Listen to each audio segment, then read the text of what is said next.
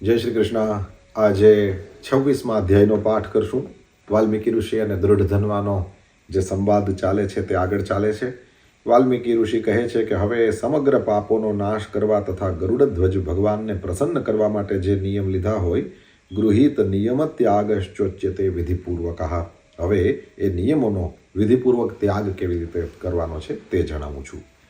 કહે છે, જે માણસે પુરુષોત્તમ માસમાં રાત્રે ભોજન કરવાનો નિયમ લીધો હોય તેણે મહિનો પૂરો થાય પછી બ્રાહ્મણો જમાડવા અને પછી નિયમ છોડવો. જેણે વ્રતમાં માગ્યા વિના, એટલે કે જેટલું પાત્રમાં પ્રથમ પીરસાયું હોય એટલું જ ખાવાનું, ફરી નહીં માગીને ભોજન કરવાનો નિયમ લીધો હોય એણે સોનાનું દાન કરવાનું અને પછી પોતે લીધેલો નિયમ છોડવો. જેણે આખો મહિનો ઉપવાસ કરીને ફક્ત અમાસના દિવસે ભોજન કરવાનો નિયમ લીધો હોય એણે દક્ષિણા સાથે ગાયનું દાન કરવું, પછી નિયમ છોડવો.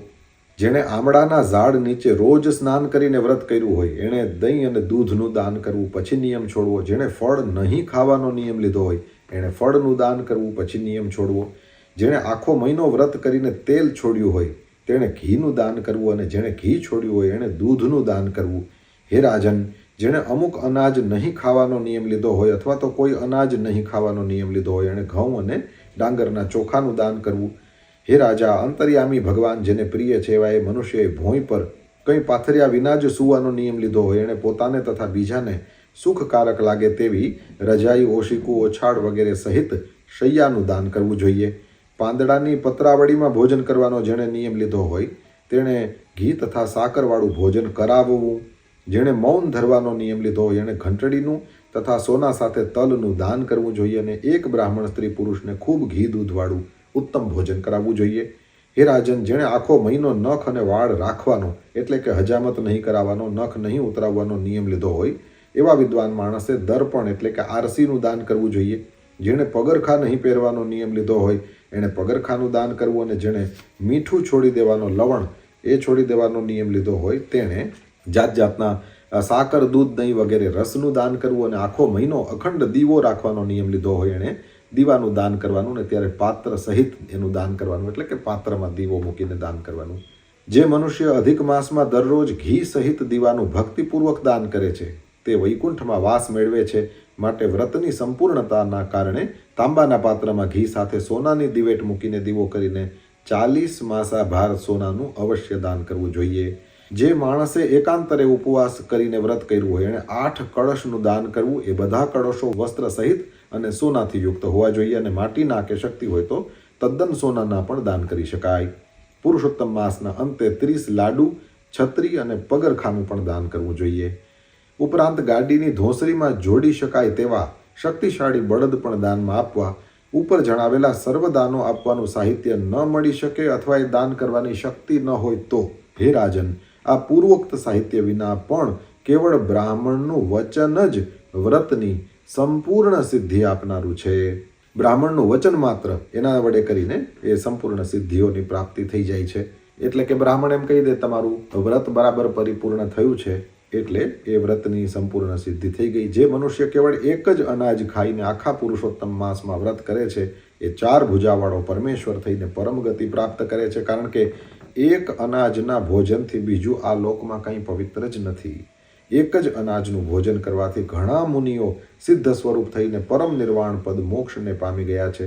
જે મનુષ્ય અધિક માસમાં ફક્ત રાત્રે જ ભોજન કરે છે તે રાજા થાય છે. એની સર્વ કામનાઓની પ્રાપ્તિ થાય છે, એમાં સંશય નથી.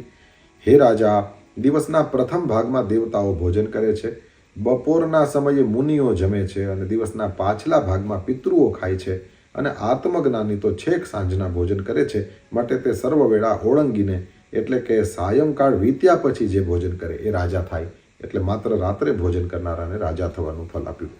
એટલું જ નહીં, તેમના બ્રહ્મહત્યાદિ પાપોનો પણ વિનાશ થાય. માટે હે રાજા, રાત્રે ભોજન કરનારો સર્વ પુણ્યશાળી કરતાં પણ અધિક પુણ્યશાળી થાય છે.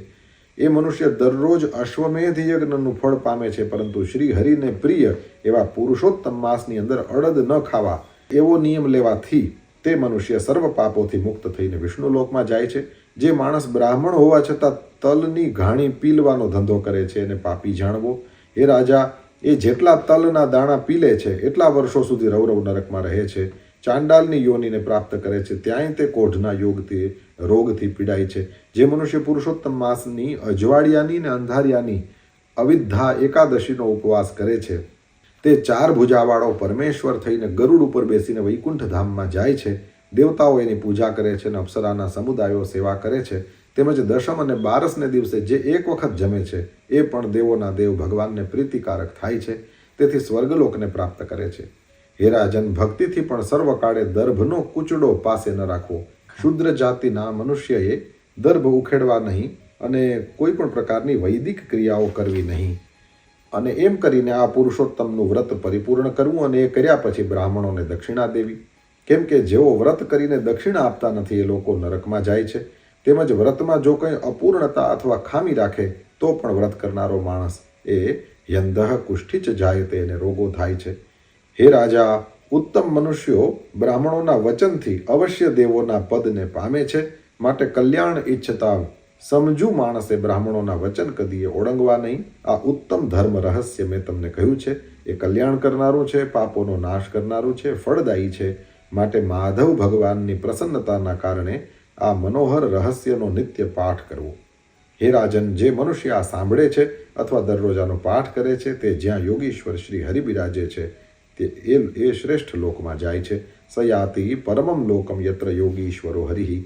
આ પ્રમાણે શ્રી બૃહન્નારદીય પુરાણમાં પુરુષોત્તમ માસ મહાત્મ્યમાં શ્રી નારાયણ નારદ સંવાદમાં ગૃહિત નિયમ ત્યાગ, લીધેલા નિયમોનો કઈ રીતે ત્યાગ કરવો એ નામના 26મો અધ્યાય અહીં પરિપૂર્ણ થાય છે.